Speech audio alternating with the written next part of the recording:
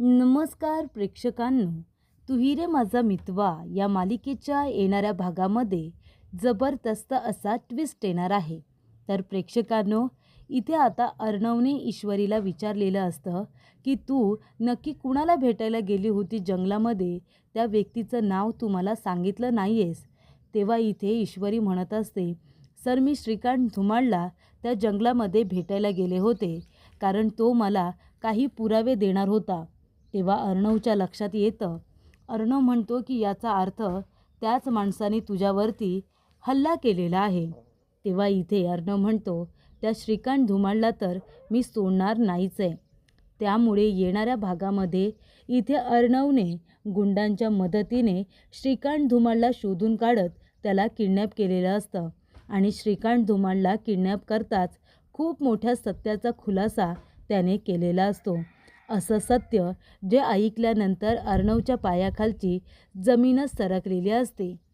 त्यानंतर इथे आता ईश्वरीने सुद्धा वल्लरी आणि राकेश या दोघांचं बोलणं ऐकलेलं असतं. तेव्हा ईश्वरीसमोर उदयकांत राजे शिर्के या नावाचा खुलासा झालेला असतो आणि ईश्वरीवरती हल्ला करणारी दुसरी तिसरी कुणी नसून वल्लरी आणि उदयकांत आहेत ही गोष्ट ईश्वरीला समजलेली असते. तेव्हा तिलासुद्धा हे सत्य ऐकल्यानंतर खूप मोठा धक्का बसलेला असतो, कारण हल्ला करणारी व्यक्ती ही बाहेरची नसून घरातलीच आहे हे आता ईश्वरीला समजलेलं असतं. तर येणाऱ्या भागामध्ये कशा पद्धतीने या गोष्टी पुढे घडत जातात आपण सविस्तरपणे बघूया. तर प्रेक्षकांनो, इथे आता ईश्वरीवरती खूप मोठा प्राणघातक हल्ला झालेला असतो. अर्णव तिला योग्य वेळेवरती हॉस्पिटलला घेऊन येतो आणि तिच्यासाठी संपूर्ण डॉक्टरांची टीम उभी करतो, तिला लवकरात लवकर बरं करण्यासाठी. तेव्हा इथे त्याने सगळ्यात मोठे न्यूरोसर्जन डॉक्टर करंदीकर यांना बोलावलेलं असतं स्पेशल रिक्वेस्ट करून. त्याचबरोबर फिजिओथेरपिस्ट असू दे किंवा डायटिशियन असू दे किंवा इथे काउन्सलर असू दे, सगळ्यांनाच अर्णवने बोलावलेलं असतं. तेव्हा ईश्वरी ठणठणीत बरी झालेली असते. त्यानंतर होळीच्या दिवशी ईश्वरीला डिस्चार्ज देण्यात आलेला असतो आणि महत्त्वाची गोष्ट म्हणजे हॉस्पिटलमध्ये अंजली ईश्वरीला भेटायला आलेली असते. तेव्हा ईश्वरी अर्णवला म्हणते, सर बघितलं ना, इथे अंजली ताई कितीही रागवल्या असतील पण तरीसुद्धा त्यांना आपल्या दोघांची काळजी आहे, म्हणूनच त्या इथे माझ्या तब्येतीची चौकशी करायला आल्या आणि त्यांना तुम्हालासुद्धा बघायचं होतं हे माझ्या लक्षात आलं सर. तेव्हा अर्णवला खूप बरं वाटतं की अंजली तिथे ईश्वरीला भेटायला आली होती. तेव्हा इथे अर्णव ईश्वरीला घेऊन घरी येतो. तिथे काही मुलं वर्गणी मागायला आलेले असतात, त्यांना वर्गणीला पैसे देतो आणि त्याचबरोबर रंगसुद्धा लावून घेतो. तेव्हा सगळेजण ईश्वरीचं स्वागत करतात. तिचं औक्षण वगैरे करून घरामध्ये घेतलं जातं. त्यानंतर अर्णव स्वतः ईश्वरीला उचलून घेतो आणि रूममध्ये घेऊन जातो. त्यानंतर तो ईश्वरीला आराम करायला सांगतो. तेव्हा आजी मामांना म्हणत असते की कसं आहे ना, होळीच्या आधीचा थोडासा जो वेळ असतो तो चांगला नसतो, तेव्हा गरोदर बायकांची व्यवस्थित काळजी घेतली जाते. तेव्हा इथे अंजली असती तर तिची आणि बाळाची आपल्याला व्यवस्थित काळजी घेता आली असती, पण जावई बापू आणि अंजली काही इथे येणार नाही. तेव्हा अर्णव खूपच जास्त टेन्शनमध्ये येतो. तो जाऊन आता अंजलीला ही गोष्ट सांगणार कसा, कारण अंजली त्याचं ऐकणार नाही. तो ही गोष्ट ईश्वरीला सांगतो. ईश्वरी म्हणते, सर तुम्ही काळजी करू नका, कारण मी आहे ना, मी अंजली ताईंना होळीच्या दिवशी इथे नक्की बोलवेन. तेव्हा अर्णव म्हणतो, कसं काय, ताई येईल असं मला वाटत नाही. तेव्हा ईश्वरी म्हणते, तुम्ही आत्ताच हे सगळं नका ठरवू, मी आहे ना, मी अशी आयडिया करेन की अंजली ताईंना इथे यावंच लागेल. तेव्हा प्रेक्षकांनो, इथे आता ईश्वरी अंजलीला फोन करते आणि तिला म्हणत असते की ताई, हे बघा मला माहिती आहे तुम्ही अर्णव सरांवरती रागवलात आणि माझ्यावरती सुद्धा रागवलात, पण आमच्यावरचा राग बाजूला ठेवा. तुम्हाला बाळ महत्त्वाचं आहे की नाही, तुम्हाला तुमचा संसार महत्त्वाचा आहे की नाही. तेव्हा अंजली म्हणते, हो मला माझं बाळ आणि संसार महत्त्वाचं आहे, म्हणूनच तर मी घर सोडलं आहे ना. तेव्हा ईश्वरी म्हणते, अगदी बरोबर, पण आत्ताच माझं आजींजवळ बोलणं झालं. त्यांनी मला सांगितलं की होळीच्या आधीचा काळ हा थोडासा बिकट असतो, त्याच्यामध्ये गरोदर बायकांची जास्तीत जास्त काळजी घ्यायला पाहिजे. तेव्हा आजींचं असं म्हणणं होतं की तुम्ही जर होळीच्या दिवशी इथे आलात तर तुमच्यासाठी आणि बाळासाठी ते चांगलं असेल म्हणून. तेव्हा तुम्ही आमच्यासाठी नाही पण तुमच्या बाळासाठी तरी होळी निमित्ताने आपल्या घरी नक्की या. माणसांमध्ये तुम्हालासुद्धा बरं वाटेल. आणि ही बाळाची पहिली होळी आहे की नाही? मला माहिती आहे बाळ अजून तुमच्या पोटात आहे, पण तरीसुद्धा बाळ आपल्याबरोबर आहे ना, मग त्यालासुद्धा इथे होळिका देवीचा आशीर्वाद मिळायला नको का? मला असं वाटतं तुम्ही अर्णव सरांवरचा आणि माझ्यावरचा राग सोडा आणि इथे होळीच्या दिवशी तुमच्या बाळासाठी आणि तुमच्या सुखी संसारासाठी लवकर या, असं मला खरंच मनापासून वाटतं. आता सांगण्याचं काम मी केलं आहे. यायचं की नाही यायचं हा सर्वस्वी तुमचा प्रश्न आहे, असं ईश्वरी म्हणते. तेव्हा इथे आता अर्णवसाठी तिने खूप मोठी रिस्क घेतलेली असते. अंजली येईल या गोष्टीवरती तिचा विश्वास असतो. त्यानंतर प्रेक्षकांनो, होळीची सगळी तयारी होत असते. अर्णव ईश्वरीला विचारतो की मी सिंदूर, महत्त्वाची गोष्ट तू मला सांगितली नाहीस. जंगलामध्ये तू कुणाला भेटायला गेली होतीस? तेव्हा ईश्वरी म्हणते, सर, जंगलामध्ये मी श्रीकांत धुमाळला भेटायला गेले होते, पण ते मला तिथे भेटलेच नाही. उलट तिथे गुंड लोक आले आणि त्यांनी माझ्यावरती हल्ला केला. तेव्हा अर्णव म्हणतो, अच्छा, म्हणजे श्रीकांत धुमाळला नक्कीच 20 वर्षांपूर्वीचं सत्य माहिती आहे आणि तो तुला भेटण्यासाठी टाळाटाळ करतोय. तू घाबरून गप्प बसावं यासाठी गुंडांमार्फत तुझ्यावरती हल्ला केला. मी योग्य वेळेवरती तिथे पोचलो नसतो तर कदाचित तुला तुझा जीव गमवावा लागला असता. त्या श्रीकांत धुमाळला योग्य वेळ आल्यानंतर त्याला त्याच्या गुन्ह्याची शिक्षा ही मिळेलच, असं आता अर्णव म्हणतो. तेव्हा इथे होळीच्या दिवशी अंजली आणि राकेश आलेले असतात. तेव्हा राकेश म्हणत असतो, काय ईश्वरीजी, कसं आहे तुम्हाला? खूप लागलं होतं, बरे आहात ना तुम्ही? आणि काय कळलं का हल्ला कोणी केला ते? तेव्हा मामा म्हणतात, नाही, शोध सुरू आहे. तेव्हा राकेश म्हणतो, नाही, कधी कधी आपण बाहेर शोधत असतो की गुन्हेगार कोण आहे ते, आणि गुन्हेगार घरातच निघतो नाही का? घरामध्ये सुद्धा बघा, कुणाचा राग तर नाही आहे ना त्यांच्यावरती. तेव्हा वल्लरी म्हणते, जावई बापू, अहो घरातलं कुणी का असेल, कोण तिच्यावरती इतका प्राणघातक हल्ला करेल? तुम्ही पण ना जावई बापू काहीही बोलता. तेव्हा आजी म्हणते, बरं बरं, ते सगळं जाऊ दे, आधी आपण आता होळी पेटूया का? खूप उशीर झाला आहे. तेव्हा इथे अंजली आलेली असते. होळिका दहन होते.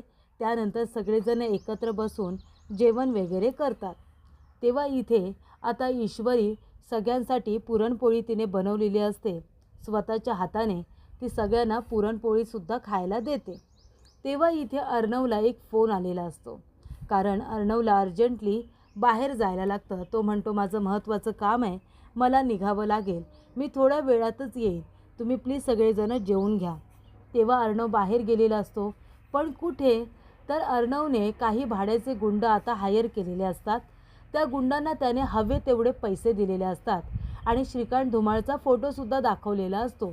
आणि अर्णव म्हणतो, लवकरात लवकर या माणसाला तुम्हाला किडनॅप करायचं आहे आणि किडनॅप करून झाल्यानंतरसुद्धा तुम्हाला खूप पैसे मिळतील, पण तुम्हाला हे काम अगदी व्यवस्थितरित्या आणि वेळेवरती पूर्ण करायचं आहे. तेव्हा ते लोक म्हणतात की साहेब, तुम्ही काळजीच करू नका, तुमचं काम हे पूर्ण झाल्याशिवाय राहणारच नाही. तेव्हा प्रेक्षकांनो, इथे आता अर्णवला त्या गुंड लोकांचाच फोन आलेला असतो की तुमचं काम झालं आहे, श्रीकांत धुमाळला आम्ही उचललं आहे आणि त्याला गोडाऊनमध्ये किडनॅप करून ठेवले. तर इथे अर्णवनेच आता एक गोडाऊन सांगितलेलं असतं, त्या ठिकाणी श्रीकांत धुमाळला आणण्यात आलेलं असतं. तेव्हा इथे आता श्रीकांत धुमाळ याचं तोंड वगैरे बांधलेलं असतं. ते उघडायला लावतो अर्णव आणि अर्णव म्हणतो, श्रीकांत धुमाळ, तू मला ओळखलंस का? तेव्हा अर्णव म्हणत असतो की ज्या मुलीला तू मारण्याचा प्रयत्न केलास, ज्या मुलीवरती गुंड लोकांना सुपारी देऊन प्राणघातक हल्ला करायला सांगितलास ना, त्याच मुलीचा नवरा आहे मी, अर्णव राज शिर्के. तेव्हा इथे श्रीकांत धुमाळ आता खूप घाबरतो. अर्णव राज शिर्के हे नाव ऐकल्यानंतर रमाकांत काका आणि सात्विका हे दोघेही त्याला आठवतात, कारण का अर्णव हा त्यांचा मुलगा आहे हे त्याला आता समजलेलं असतं. तेव्हा तो म्हणतो, सांग, माझ्या बायकोला तू भेटायला बोलावलं होतंस ना, मग गुंडांमार्फत तिच्यावरती हल्ला करायला का सांगितलास? याचा अर्थ 20 वर्षांपूर्वी माझ्या आईवडिलांचं आयुष्य उद्ध्वस्त करण्यामध्ये तुझा खरोखरच हात आहे हे तुझ्या ह्या वागण्यावरून सिद्ध होतं नाही का? तेव्हा इथे आता श्रीकांत धुमाळ म्हणत असतो, हे बघ अर्णव, मी खरंच सांगतोय, मी काही केलेलं नाही आहे. माझी काही चूक नाही आहे. मी फक्त तिथे माझी न्यूज कवर करायला गेलो होतो. तेव्हा इथे अर्णव म्हणतो, हो मला माहिती आहे तुम्ही फक्त तिथे न्यूज कवर करायला गेला होतात. पण रमाकांत राजशिर्के ज्या हॉटेलमध्ये होते त्या हॉटेलची बातमी तुम्हाला नक्कीच कुणीतरी दिली असेल ना. म्हणूनच तुम्ही तिथे योग्य वेळेवरती पोचलात नाही का आणि ते फोटोज वगैरे काढलेत. मग ती बातमी तुम्हाला कुणी दिली होती, ती न्यूज कवर करायला कुणी सांगितलं होतं, त्याच व्यक्तीचं मला नाव हवं आहे. तुम्हाला तिथे ज्या माणसाने फोन करून बोलावलं होतं ना त्या माणसाचं नाव हवं आहे. आणि हेच विचारण्यासाठी माझी बायको तुम्हाला आली तर तुम्ही काय केलं? तिला बोलण्यामध्ये गुंडाळलं, तिला फसवलं. सोबत कुणालाही घेऊन यायचं नाही, नाहीतर तुम्हाला पुरावे दिले जाणार नाही, सत्य सांगितलं जाणार नाही असं सांगून त्या बिचाऱ्या एवढूशा ईश्वरीवरती तुम्ही इतक्या गुंडांना हल्ला करायला सांगितलात. तुमच्या मनाला पाझर फुटला नाही, थोडीसुद्धा दया नाही आली बिचारीची. मी जर तिथे योग्य वेळेवरती गेलो नसतो तर माझ्या बायकोला जीव गमवावा लागला असता. तेव्हा अर्णव म्हणतो, चला रे, माझ्या बायकोने जेवढा त्रास सहन केला आहे ना तेवढा त्रास यालासुद्धा होऊ दे, तेव्हा कुठे सत्य बोलेल हा. तेव्हा गुंडांना सांगून इथे श्रीकांत धुमाळची चांगली धुलाई अर्णवने केलेली असते. त्याला इथे फोडलेला असतो, चांगला लाल बुंद केलेला असतो. तेव्हा श्रीकांत म्हणतो, अर्णव प्लीज मला मारू नकोस, मी तुला सत्य सांगतो. अर्णव म्हणतो, पटापट बोलायचं. 20 वर्षांपूर्वी तुला आता ती माहिती देणारा, बातमी देणारा माणूस कोण होता, ती बाई कोण होती हे खरं खरं सांगायचं. मी तुझं नाव कुठे येऊ देणार नाही, तुझ्या करिअरला धप्पा लागेल असं काही करणार नाही, पण खरा गुन्हेगार सुटला नाही पाहिजे आणि तो तुझ्यामुळे सुटेल. तेव्हा खरं खरं नाव सांग. तेव्हा श्रीकांत धुमाळ म्हणतो, हे बघ, आधी तू मला प्रॉमिस कर माझ्या करिअरवरती येणार नाही. तेव्हा अर्णव प्रॉमिस करतो. तेव्हा श्रीकांत धुमाळ म्हणतो, हे सगळं मी माझ्या मर्जीने केलेलं नाही आहे, तर मला एका बाईने फोन केला होता आणि ती बाई होती वल्लरी पाटील. वल्लरी पाटीलने मला फोन केला होता. तेव्हा अर्णव म्हणतो, कोण? वल्लरी पाटील. आपल्या मोबाईलमधला मामीचा फोटो तो धुमाळला दाखवतो आणि म्हणतो, हीच का वल्लरी पाटील? तेव्हा इथे आता श्रीकांत धुमाळ म्हणतो, हो हीच आहे ती वल्लरी पाटील, जिने मला ती न्यूज दिली होती कवर करण्यासाठी. तिनेच आम्हाला घाईघाईने फोन करून बोलावलं होतं.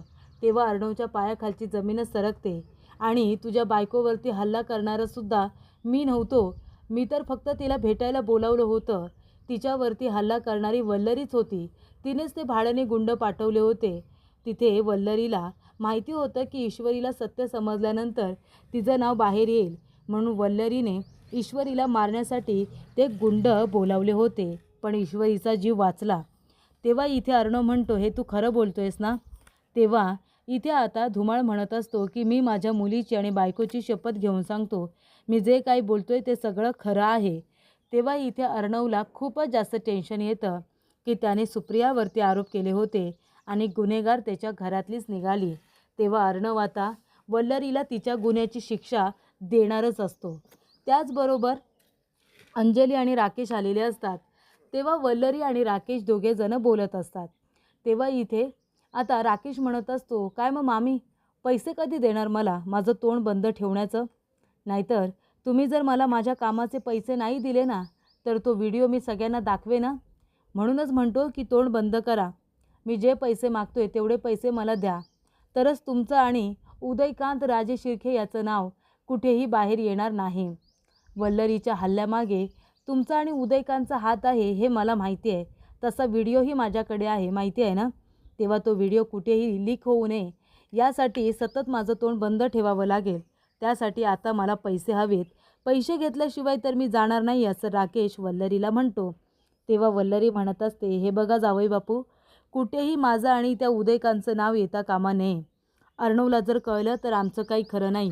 तुम्हाला तुमचे पैसे मिळतील. आता माझ्याकडे पैसे नाही आहेत, तुम्हाला तुमचे पैसे मिळतील, पण तुम्ही तोंड बंद ठेवायचं. आता तात्पुरते मी तुम्हाला थोडे पैसे देते खर्चासाठी, पण पुढे जाऊन माझ्याकडे जास्तीचे पैसे मागाल तेव्हा मला वेळ द्यायचा, नाहीतर तुम्हाला पैसे मिळणार नाही आणि उदयकांत आणि माझं नाव कुठेही घ्यायचं नाही असं वल्लरी म्हणते. तेव्हा ईश्वरीने त्या दोघांचं बोलणं ऐकलेलं असतं. उदयकांतच्या नावाचा सुद्धा खुलासा तिथे झालेला असतो आणि तिच्यावरती हल्ला करणारी व्यक्ती वल्लरी आहे हे सुद्धा राकेशच्या तोंडून ईश्वरीला समजलेलं असतं. तर अशा रीतीने एकाच वेळी अर्णव ईश्वरीला इथे खरे गुन्हेगार कोण आहेत हे समजलेले असतात.